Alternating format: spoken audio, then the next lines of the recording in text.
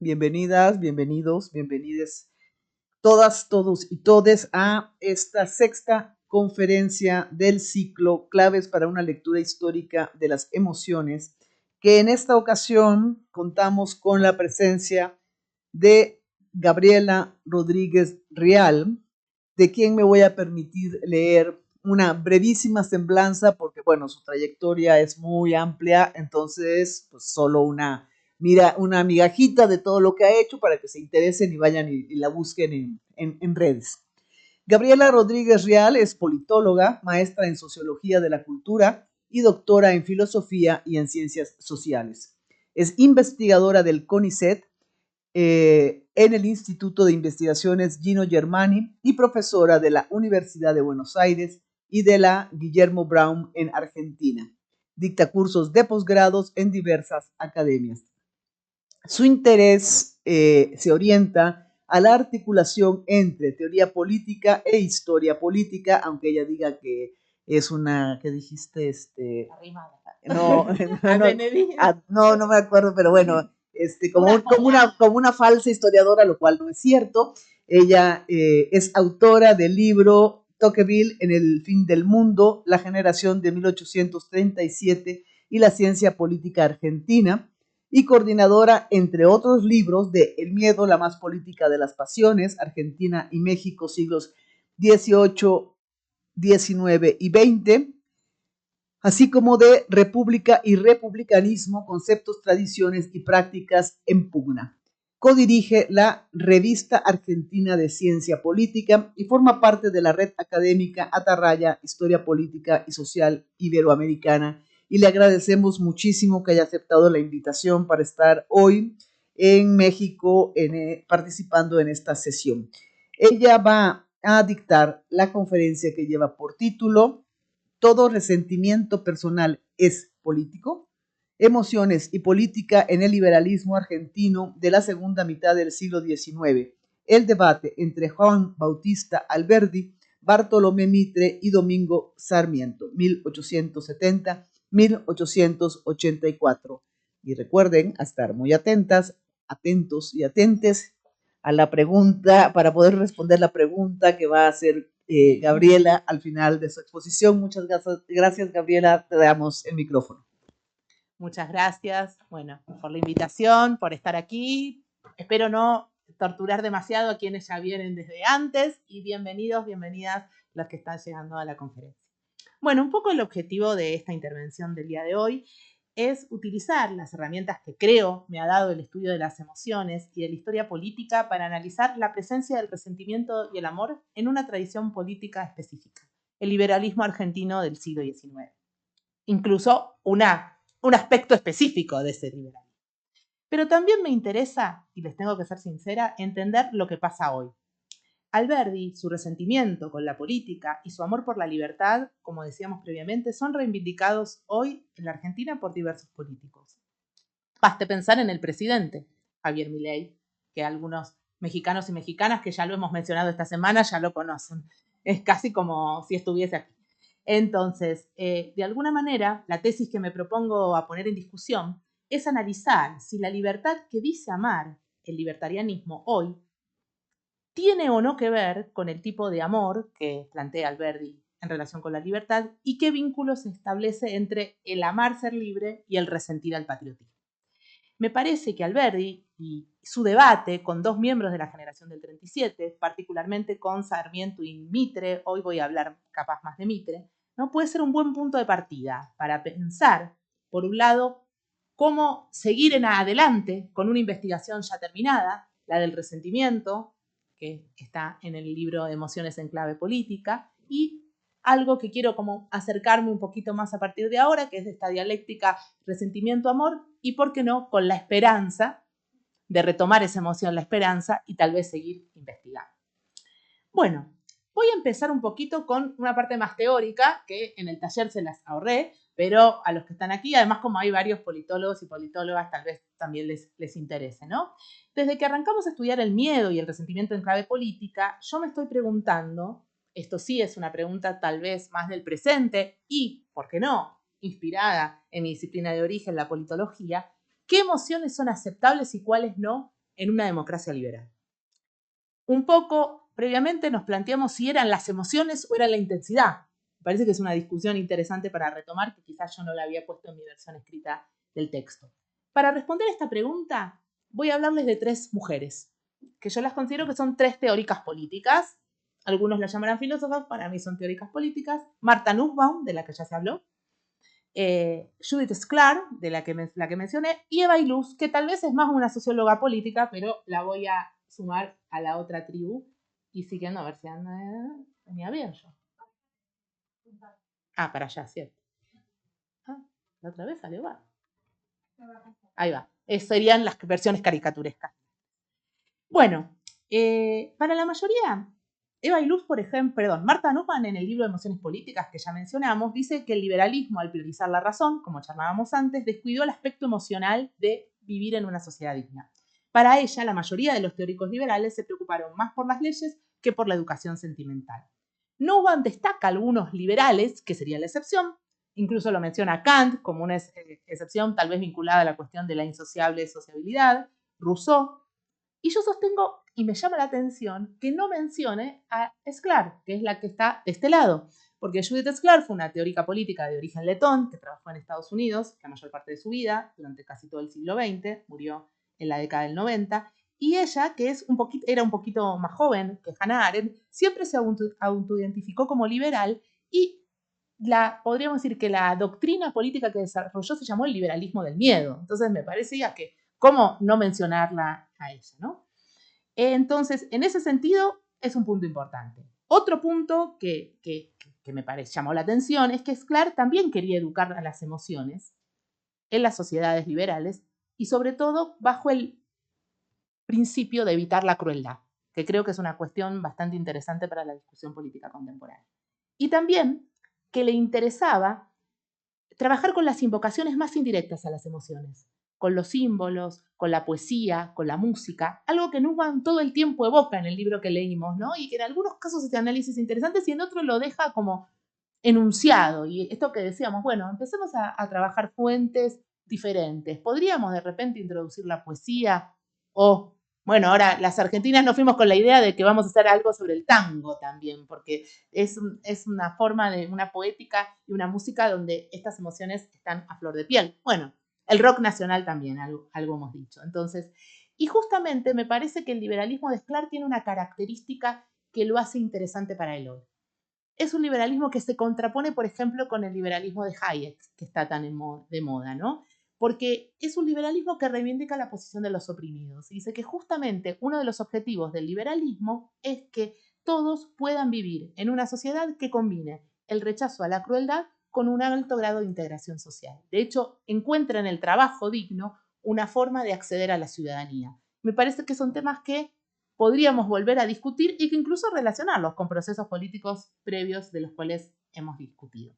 Bueno, volviendo a Nussbaum, como decía, para ella las sociedades decentes deben protegerse de la división cultivando la simpatía y el amor. Ella es más del amor, Maquiavelo le diría, ojo, con tanto amor, cuídate un poco. Pero bueno, en el libro el amor aparece muchísimas veces. 100, más de 100 conté. Y el resentimiento, 8. Entonces es claro que el amor sería un recurso apto para una sociedad justa y plural y el resentimiento, aunque ella reconoce que a veces puede ser saludable, hay que tenerlo a cierta distancia. Sí me llamó la atención, y esto tiene que ver con las tramas emocionales que conversamos, esta cuestión de que tiene una visión positiva de la envidia, ¿no? Que a veces la envidia, ¿no? Como que sirve para la comparación, después lo podríamos conversar. Vayamos rápidamente a Illouz, que escribe 10 años después que Nussbaum un libro que se puso muy de moda hace 2 años, que se llama La vida emocional del populismo, cómo el miedo, el asco y el resentimiento socavan la democracia. Y el estudio de caso es Israel, digamos, de los últimos 20 años. Así que también es un tema de actualidad en relación con el conflicto Israel-Palestina, ¿no es cierto? Y ella es una ella tiene como familias con orígenes variados, entonces también su posición es muy interesante en ese sentido. Para ella, y en esto es maquiaveliana, el amor afuera de la política. Porque cuando se politiza se puede utilizar o vincular al patriotismo o al nacionalismo que choca con la pluralidad del liberalismo. Y ahí yo dije, bueno, Illouz es bastante alberdiana en su manera de ver las cosas. Y caracteriza resentimiento como el eros oculto del populismo nacionalista. Recordamos que está pensando específicamente en el caso israelí, ¿no? Si introdujéramos la discusión sobre los populismos o neopopulismos latinoamericanos, sería otra cuestión, pero aquí está pensando en este caso. Según ella, esta emoción no solo circula de abajo hacia arriba, sino que puede moverse en múltiples direcciones. En este punto, de alguna manera, retoma la definición de resentimiento de Nicolás Sales que habíamos visto como una emoción particularmente dolosa relacionada con la percepción de un mal arbitrario o injusto. El resentimiento es entonces una emoción que se rumea permanentemente, pero que necesita de un enemigo o una figura política a la cual atacar, y que en el caso de que ella estudia es claro. Para ella entonces, para Iluz, el asco, el miedo, la desconfianza y el resentimiento son emociones que pueden ser y son manipuladas por los que ella denomina líderes populistas de derecha. Y aunque el populismo, y reiteramos que ella se está refiriendo específicamente a los casos de los populismos de derecha europeos y particularmente el israelí, no sea fascismo, considera que es un preámbulo. Esto también sabemos que es discutible porque uno puede decir, bueno, el fascismo es un autoritarismo, ¿qué forma de autoritarismo? Fue una especificidad de un momento histórico, como diría Gentili, o se puede traspolar la categoría. La socióloga no aclara si es posible un uso político positivo de estas emociones, solo que es necesario que el progresismo, que ella se coloca en una posición de una liberal progresista, no se coloque siempre a la defensiva. Luhmann, en cambio, es menos categórica. Ella dice que el resentimiento, esto decíamos, aunque esté emparentado con la individualidad, puede ser saludable porque anima a la sociedad a ser mejor. Un poco lo que hablábamos, ¿te acordás de la cuestión de la justicia, ¿no? De esta idea del orden justo? Y si se expresa como crítica social, ahí está, lucha contra la injusticia. Entonces, en este punto podría agregar un argumento diciendo que es mejor que las sociedades vivan con miedo a la crueldad y la prevengan en lugar de vivir aterrorizadas en un orden cruel. Y eso quizás puede ser una enseñanza política también para ciertas discusiones del presente.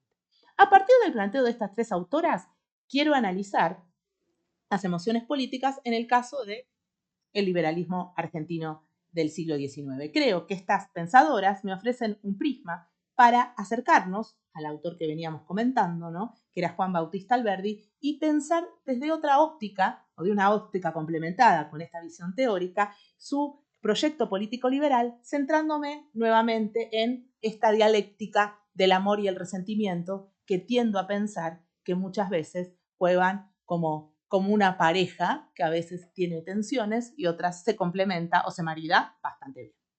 Vayamos entonces al caso de Alberdi, que algunos saben algo, otros no, y como dice Fausta, presten atención porque ya hay dos competidores por el libro. Si a alguien le interesa, haremos la pregunta del final. Bueno, justamente, ¿no? El objetivo de esta conferencia era volver a retomar una de las preguntas que me había hecho uno de los compañeros de la relación entre lo público y lo privado, ¿no? Y cómo cuando uno trabaja la dinámica de las emociones, esta división se vuelve porosa.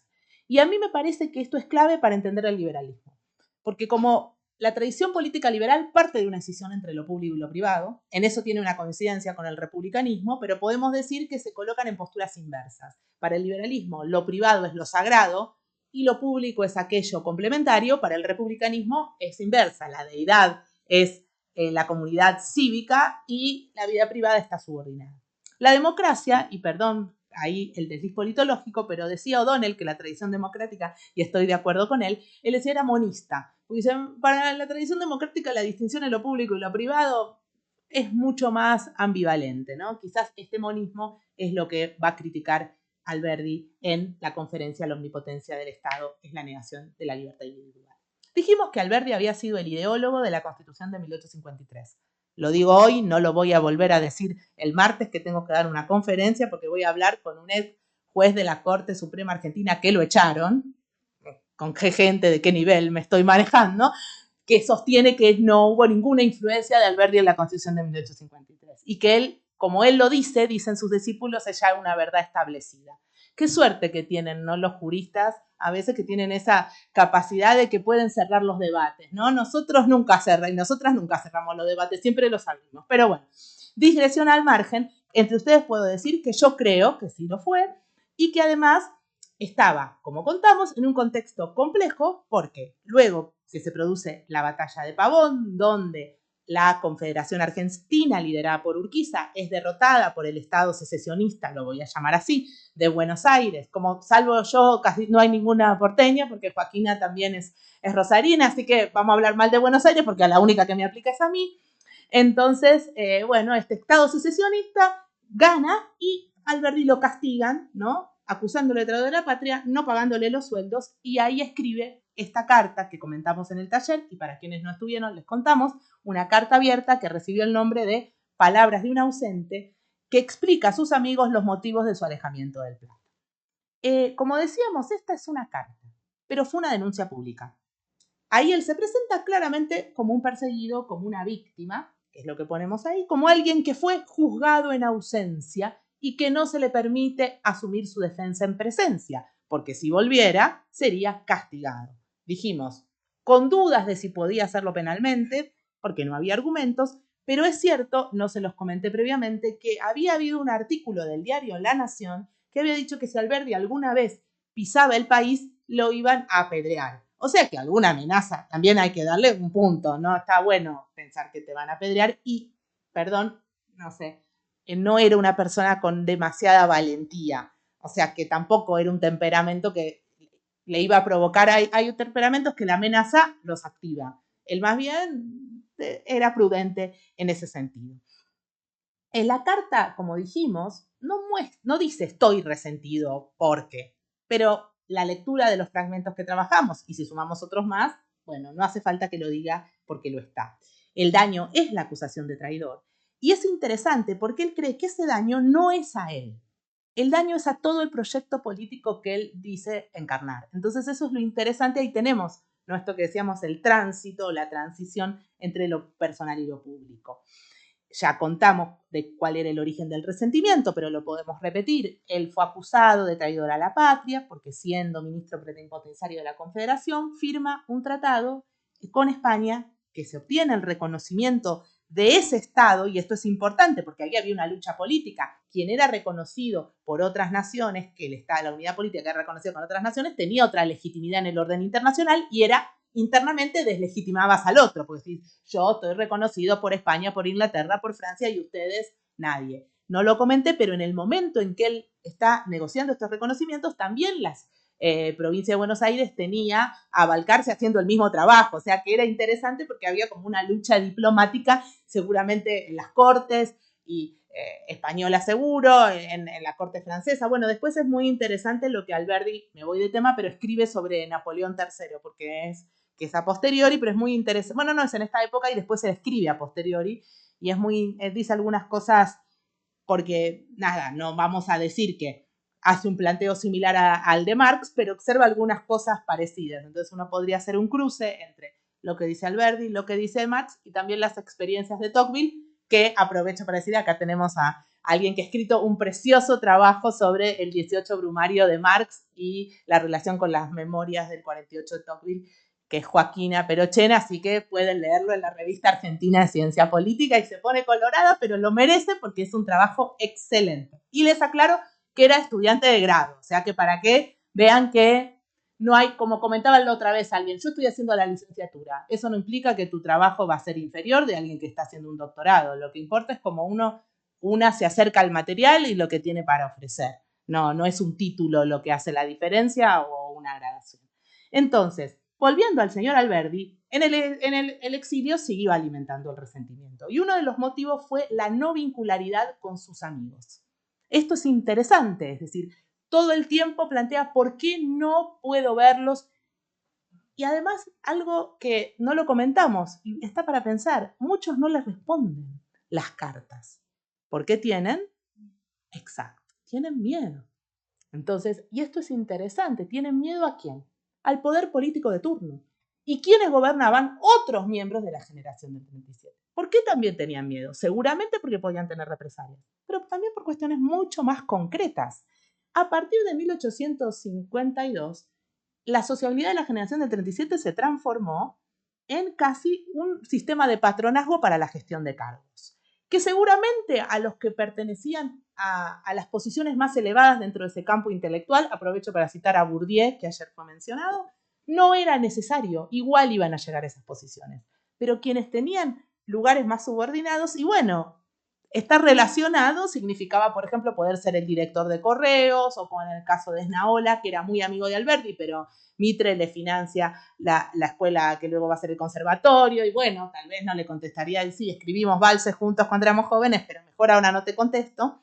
El propio Gutiérrez, que yo les conté, que lo quiero tanto, que fue ministro de Relaciones Exteriores de Urquiza, pero después fue rector de la Universidad de Buenos Aires bajo el gobierno de Mitre. Bueno, eso muestra su ecuanimidad, ¿no? Que podía estar en ambos bandos. Alberdi no pudo volver a ver a Gutiérrez, no lo vio durante casi 40 años, habían sido mejores amigos, y para él eso fue muy triste, porque cuando volvió a la Argentina, hace poquito que había muerto uno de sus mejores amigos, el anterior era Echeverría, que ya había muerto, o sea, que podríamos decir que para él esto fue una emoción dolosa.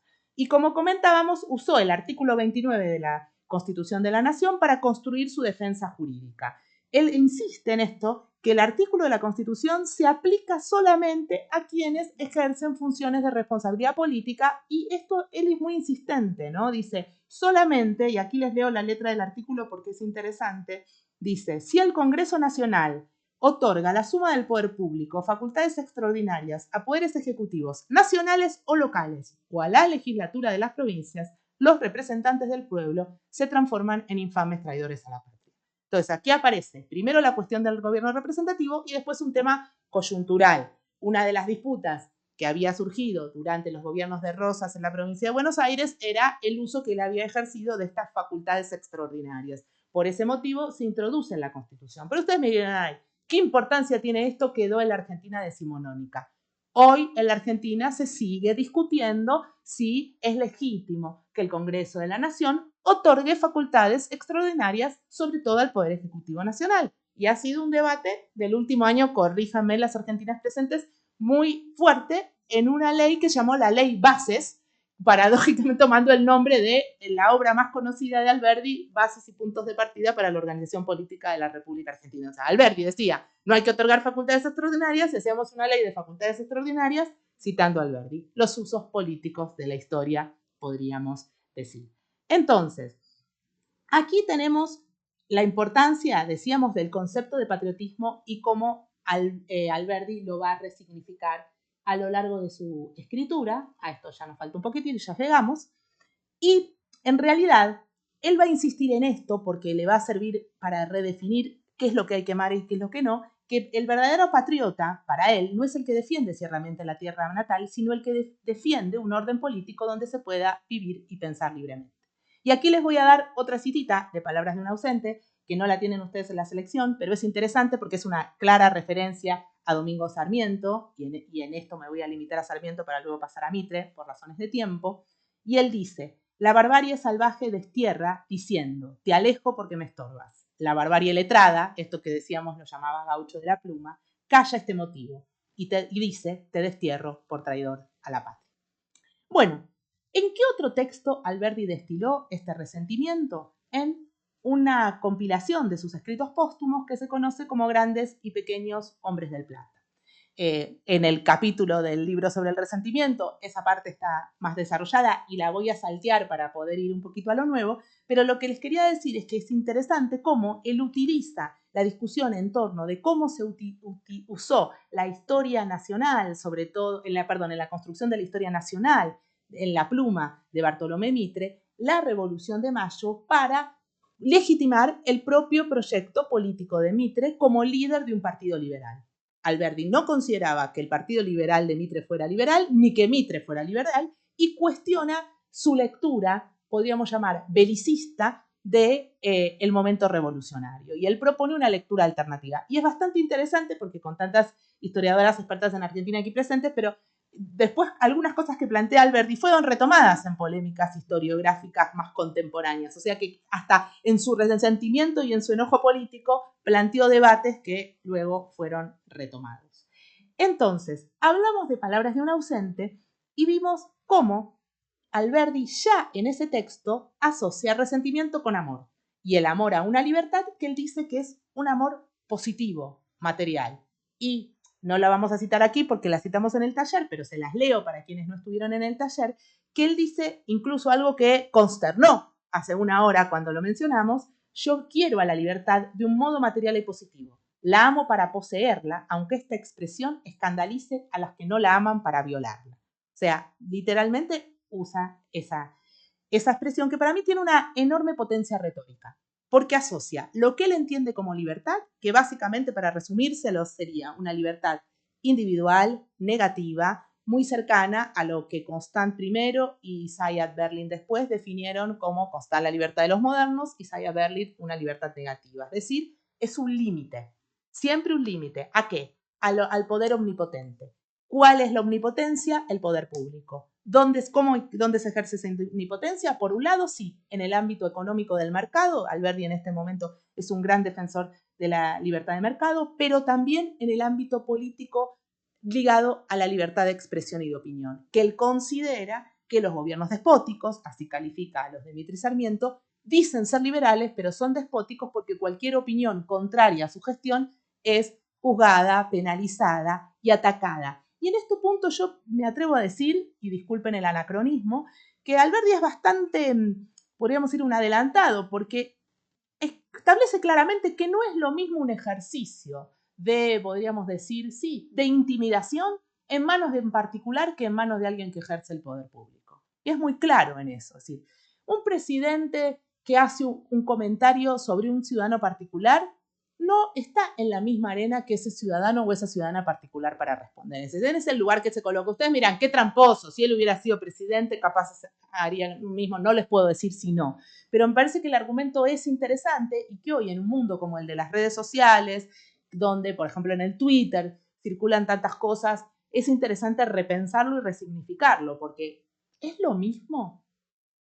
Aunque un presidente como Donald Trump diga que está haciendo el uso de su Twitter privado, ¿es privado el Twitter de un presidente? No sé, aunque no diga abajo de la cuenta presidente de los Estados Unidos o en otro caso presidente de tal nación. Vamos entonces a la omnipotencia del Estado es la negación de la libertad individual.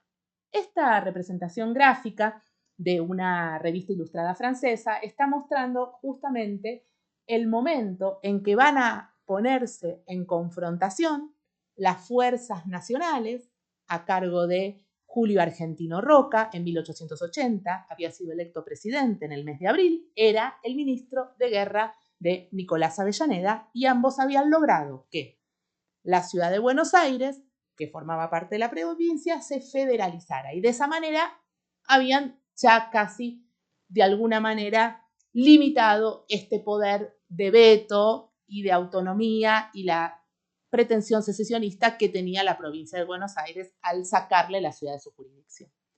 El competidor en las elecciones había sido el gobernador de la provincia de Buenos Aires, Carlos Tejedor.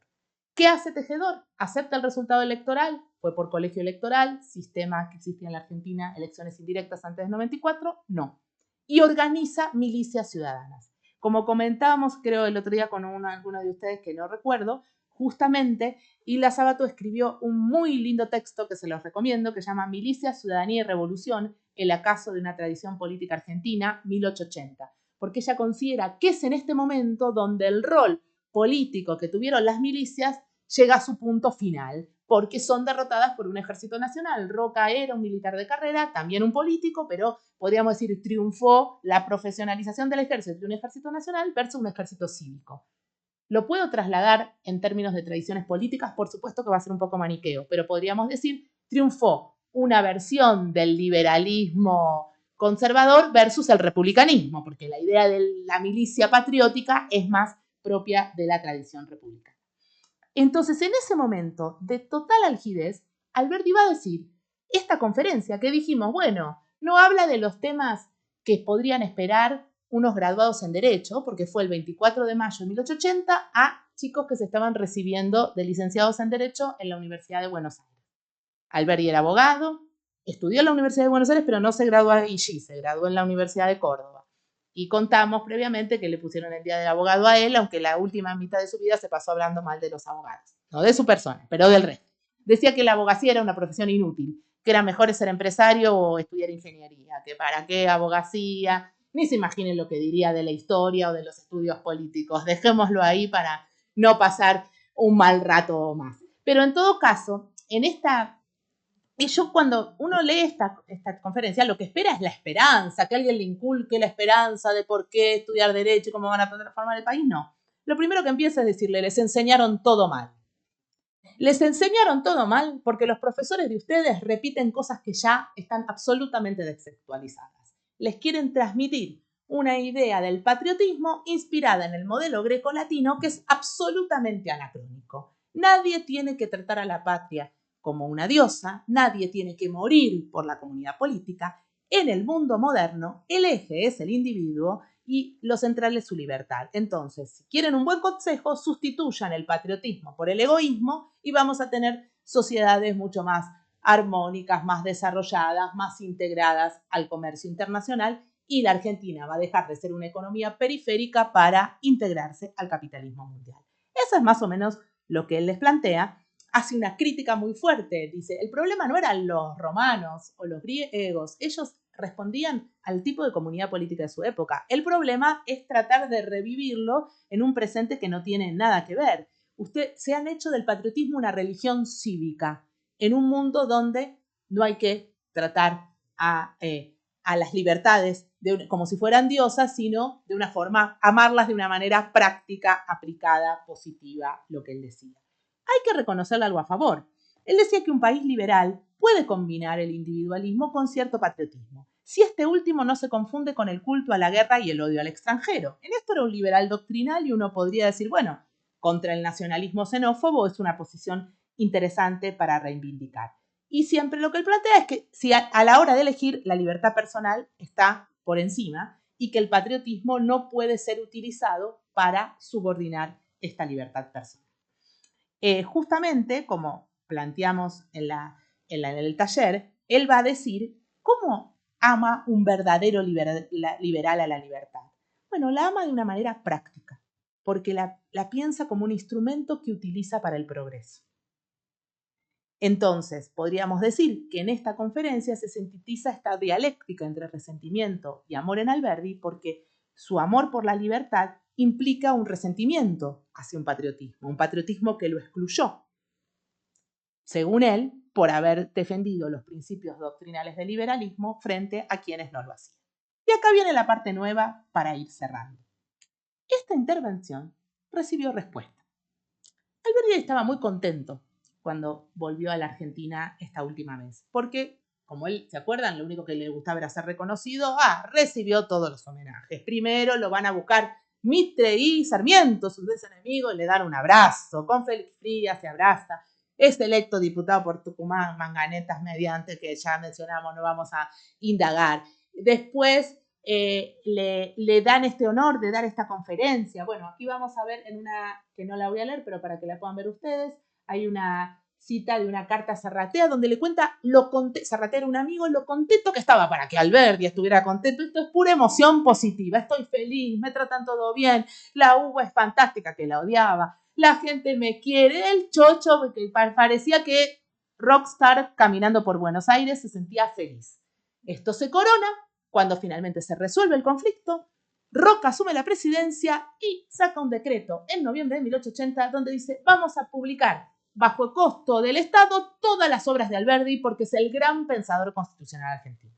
Repite un gesto que había tenido Urquiza casi 30 años antes, que había publicado lo que había producido Alberdi hasta el momento. Entonces él ya decía, gané, ya está. Bueno, después, también la generación del 80 lo va a reivindicar, pero no. Se publican en el diario La Nación una serie de artículos sin firma. Pero Alejandro Heredia, que escribió un precioso trabajo que se llama Alberdi y la Nación, 1880-1881, fragmentos de una polémica, dice, no hace falta ser muy inteligente para saber quién los escribió. Los artículos se llaman así.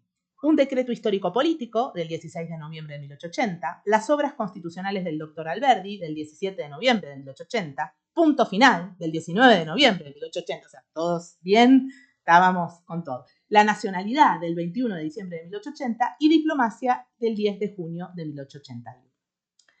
¿Quién escribió este texto? Decimos, estos textos no están firmados, pero es bastante probable que lo hiciera Bartolomé Mitre, que fue el fundador y gran figura del diario La Nación. ¿Qué va a decir al Mitre, en síntesis en casi todos esos artículos, aunque me voy a centrar particularmente en dos porque nombra la conferencia, ¿qué sentido tiene publicar la obra de Alberdi si él no hizo nada que merezca ser reivindicado? No publicó, no hizo nada que valga la pena. Incluso vamos a decir, provoca hasta el presidente. Porque, bueno, Alberdi había dicho que Mitre no era un hombre de Estado. Entonces Mitre responde diciendo, bueno, ¿qué me va a extrañar que lo publique Roca? Que no es un hombre de Estado tampoco. Bueno, y dicen, ellos no forman parte de la tradición liberal progresista que yo reivindico y encarno. Y cuando le tiene que sintetizar qué serían los escritos de Alberdi, miren cómo los describe. Decirle esto a un resentido, bueno. Pero también podríamos pensar, ¿Mitre no estaba resentido también? Cabeza nativamente enciclopédica, talento generalizador, espíritu penetrante, facultad de análisis, ingenio para exponer y relacionar ideas abstractas y concretas. Sus libros políticos son, sin embargo, lo más inútil y lo más atrasado en materia constitucional. Pero no le bastó, se ve que alguien le contó de la conferencia de la omnipotencia del Estado, porque en las obras constitucionales del doctor de Alberdi dice esto de la conferencia 6 meses después de dictada, o sea que ahí se rumió, también podríamos decir, el resentimiento. El doctor Alberdi, lejos de la vida activa de su país, animado por una pasión retrospectiva, el resentimiento, sin ensanchar la esfera de sus ideas de aplicación, ha quedado tal vez más atrás que otros y no puede ser el maestro de la generación que se educa en la vida nueva, cuando hasta el pasado se refleja en sus trabajos ya envejecidos bajo una luz falsa. Si necesitáramos suministrar una prueba práctica de esto, basta citar su último discurso sobre la omnipotencia del Estado, pronunciado en nuestra universidad, en la que, no acertando a presentar un bulto de verdad que hoy está incorporada en la conciencia humana, apenas pudo repetir, bajo forma incompleta, las ideas accesorias de la Cité Antique de Fustel de Coulanges, tan familiar para nuestros jóvenes estudiantes. Tiene razón Mitre, reproduce la Cité Antique, lo dice, no dice que copia Constant que lo dice, pero fíjense lo que le responde. Alberdi decía que nosotros no saben nada, de nuestros estudiantes esto que vos les planteás como novedad lo tienen clarísimo. O sea, que además de traidor, Alberdi es un mal estudiante, desactualizado y que aburrió a los jóvenes graduados contando un cuentito, un texto, La ciudad antigua, que su auditorio ya conocía. Espero que no sea el caso, por eso ya vamos terminando. No hubo reconciliación posible entonces. Alberdi y Mitre eran dos liberables que amaban las mismas cosas, parecía.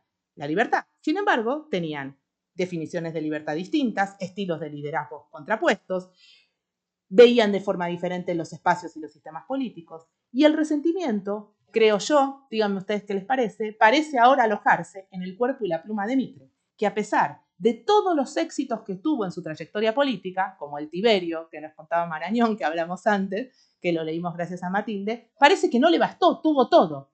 Pero como ya en 1880-1881 se sentía en el ocaso político y este rival, que ya en los últimos años en términos políticos no estaba a la altura de él, pero bueno, le planteó una disputa intelectual, es reivindicado, entonces el resentimiento pasó de uno a otro, podríamos decir que circula. Para cerrar, les quiero hablar de algunos resentidos de hoy y de cómo, de alguna manera, sirven de Alberdi para seguir manteniendo ese resentimiento. Bueno, la hipótesis interpretativa que quise sostener es que el resentimiento es inseparable de la vida política. Nace de un agravio personal, en el caso de Alberdi, la acusación de traición, pero se convierte en una forma de disputar el sentido del patriotismo, de la libertad, de la historia. Entonces, en este caso, el resentimiento personal es político. Alberdi, decíamos, no pudo vengarse. Cuando regresó, fue elegido diputado, pero fíjense que tuvo la oportunidad de cambiar la historia, votar a favor de la federalización de Buenos Aires. Decidió no hacerlo. Tenía miedo a las represalias. Nuevamente, cómo las tramas emotivas juegan. ¿Cuál fue su venganza? Escribir. Y la reivindicación póstuma que recibió de la generación del 80, el presidente Roca, el gran vencedor de su época, y podríamos decir, ahora, en el siglo XXI, una nueva reivindicación póstuma. Justamente, Alberdi había escrito, en su exilio, un texto que se llamaba Alberdi pasado de moda, Mitre a la última moda. Y hoy, en la Argentina, siento que sucede todo lo contrario, ¿no? Porque la imagen y fragmentos totalmente descontextualizados de los textos de Alberdi aparecen en las redes sociales por doquier y son muy utilizados por un grupo que se autodenomina liberal libertario, identificados con el presidente de la nación, pero también hay un grupito más pequeño que se llaman republicanos, no sé si ahora cambiaron de nombre, que está también formado por un conjunto de estudiantes de historia de la Universidad de Buenos Aires que se rebautizaron los herederos de Alberdi.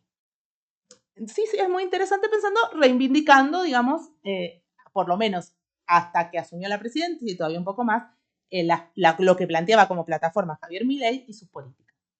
Aunque hay coincidencias, yo no les voy a mentir, hay coincidencias en algunos elementos doctrinales de Alberdi, sobre todo el último Alberdi, y de las propuestas políticas del actual presidente argentino. Por ejemplo, el rechazo a la intervención del Estado en la economía, que lo comenzamos ayer en el taller, y también la idea del individualismo.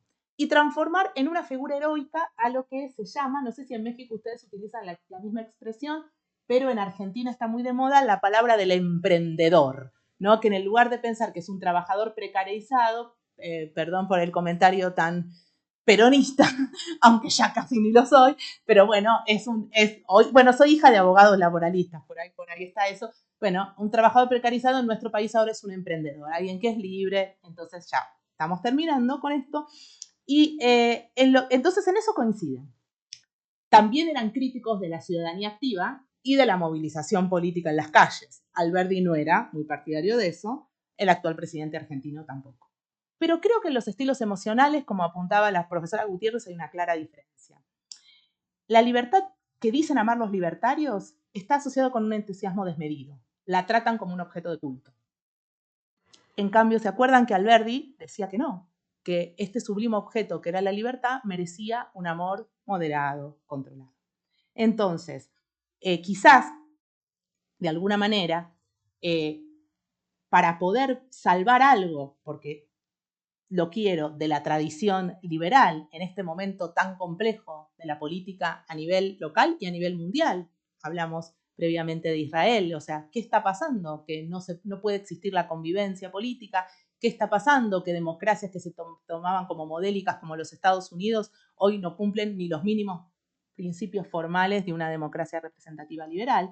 Quizás pensar un liberalismo asociado con la negación de la crueldad o evitar la crueldad puede ser una postura valiosa. También replantearnos qué significa la violencia política y social y qué puede ser admitido y qué no, y los efectos disruptivos de la desigualdad. Creo que esa tradición liberal existe y quizás sin resentirnos, pero resintiéndonos por los agravios que recibimos, pero amando también la convivencia, podríamos reivindicar a partir de allí una sociedad más justa.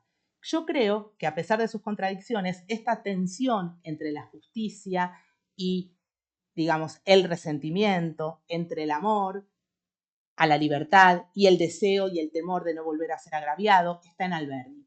Él no buscaba una libertad como una deidad, sino como una herramienta para evitar el despotismo de Estado y lo que él creía era la tiranía de la mayoría. En su resentimiento, lejos de ser un vicio, se convirtió tal vez en una fuerza para luchar por lo que él creía que era un liberalismo válido y que también pensaba que estaba en riesgo en su presente. La historia de Alberdi nos muestra entonces que el resentimiento, aunque puede ser destructivo, también podría ser productivo, un motor de escritura, de crítica y hasta de acción política.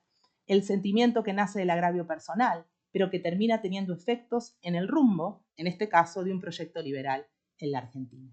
Mi propuesta es esa, pensar cómo las emociones del pasado pueden ayudar para comprender el presente, sin caer, ya sé, en la máxima errada de que la historia es la maestra de la vida, pero creo que de alguna manera, si la comprensión de estas emociones del pasado la trasladamos a nuestro presente, no solo haríamos un aporte analítico, tal vez un aporte político apostando por un cambio posible. Bueno, muchas gracias.